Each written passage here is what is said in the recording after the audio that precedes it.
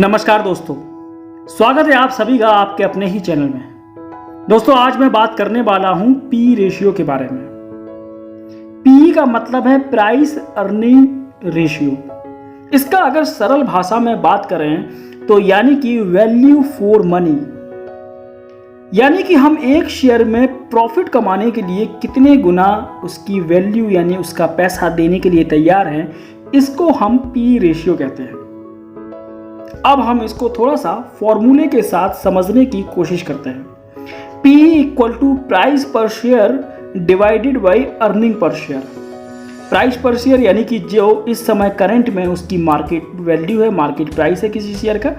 Earning per share का मतलब हो गया उस शेयर की, उस कंपनी का टोटल प्रॉफिट या ये कहें उस कंपनी का नेट प्रॉफिट, जो कि अगर हम टोटल शेयर से डिवाइड कर दें तो अर्निंग पर शेयर निकल के आ जाता है। यानी कि इसका मतलब हो गया एक शेयर पे हमें एक साल में कितनी अर्निंग होती है, उसको हम ईपीएस कहते हैं, अर्निंग पर शेयर कहते हैं। तो P इक्वल टू प्राइस पर share divided by earning per share. मान लीजिए किसी कंपनी की शेयर की जो इस समय वैल्यू है वो 100 रुपये है और उसका ईपीएस अर्निंग पर शेयर है 20, तो हमारा P निकल के आ जाएगा 5।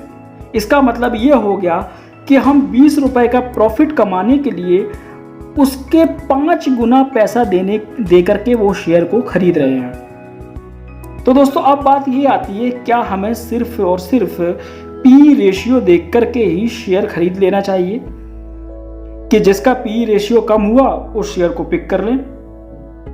तो ऐसा बिल्कुल भी नहीं है दोस्तों। ये एक फंडामेंटल एनालिसिस का पार्ट है और इसके अलावा हमें बहुत सारी बातें होती हैं जो मैंने पिछले वीडियो में बताई भी थी आपको, जिसमें हम बताया था किस तरीके से फंडामेंटल एनालिसिस करते हैं। अगर आपने वो वीडियो नहीं देखी है तो डिस्क्रिप्शन बॉक्स में मैंने लिंक दे रखा है, आप वहाँ से उसको देख सकते हैं। तो फंडामेंटल एनालिसिस का ये एक पार्ट होता है जिसको हम एनालिसिस करते हैं। और जब भी हम पी रेशियो का कंपेरिजन करते हैं तो सेम इंडस्ट्री की कंपनी से करते हैं और ये भी समझते हैं कि दोनों की ग्रोथ रेट कैसी है, क्योंकि कभी कभी ग्रोथ रेट के साथ साथ पी रेशियो भी बढ़ जाता है।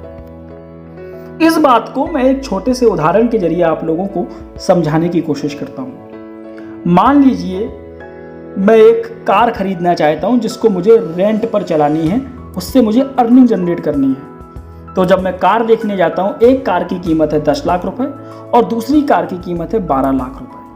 तो अब हम प्राइस देख करके हमें यह लगेगा कि 10 लाख रुपए वाली कार को ले लेते हैं क्योंकि इसका प्राइस कम है।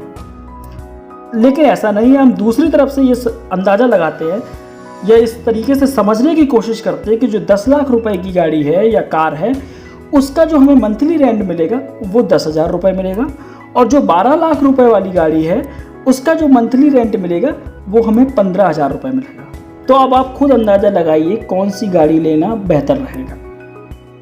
तो सीधी सी साफ बात निकल के आती है कि हमारे लिए अर्निंग के हिसाब से 12 लाख रुपए की गाड़ी खरीदना ज़्यादा बेनिफिट वाला होगा, क्योंकि प्राइस केवल वहाँ पे 20% बढ़ रहा है। यानी कि एक 10 लाख की गाड़ी, एक 12 लाख की, प्राइस का जो डिफरेंस है वो 20% का है। लेकिन वहीं पर अगर प्रॉफिट का डिफरेंस देखा जाए तो वो 50% का है।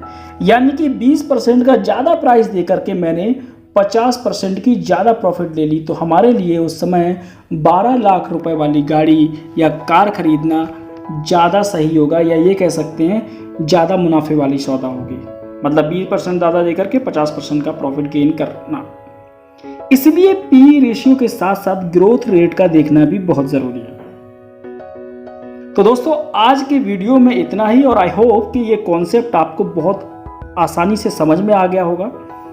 अब आप पी रेशियो का कंपैरिजन बहुत आसानी से कर पाएंगे और अपने स्टॉक सिलेक्शन में इसका यूज़ भी कर पाएंगे। अगर आपको फिर भी कोई क्वेश्चन है, कोई क्वेरी है, आप कमेंट बॉक्स में मुझसे पूछ सकते हैं। और वीडियो देखने के लिए बहुत बहुत धन्यवाद। वीडियो को लाइक करें, शेयर करें और कमेंट करना ना भूलें। Thank you so much.